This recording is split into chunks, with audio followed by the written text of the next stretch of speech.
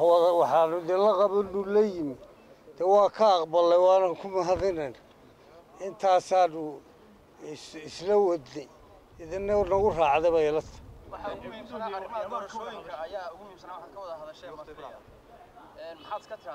arrimaha doorashooyinka dee hala gaadhay waqtigeeda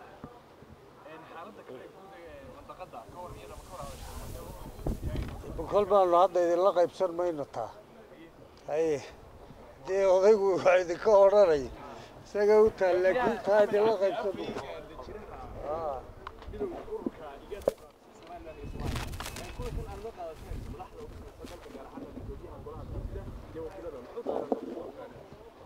والله horta waxa weeyaan gudoomiyaha waan u hambalyeynay doorka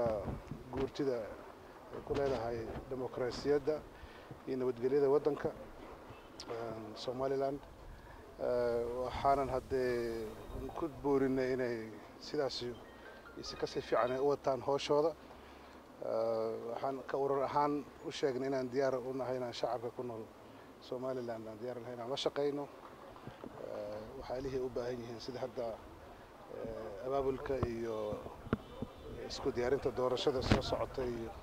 inaan diyaar u nahay runtii inaan wax kala qabano sidii looga baahnaa inay u dhacdo marka waan u hambalyeynay gudoomiyaha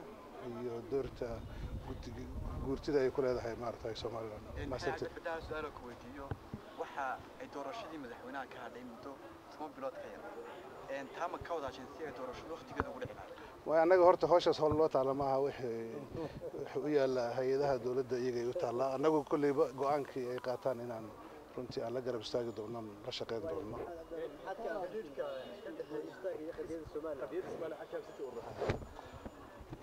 هذا سؤال هذا أنا سياسة برنامج سياسة ما هنا برنامج على شغالين الشعب كله ما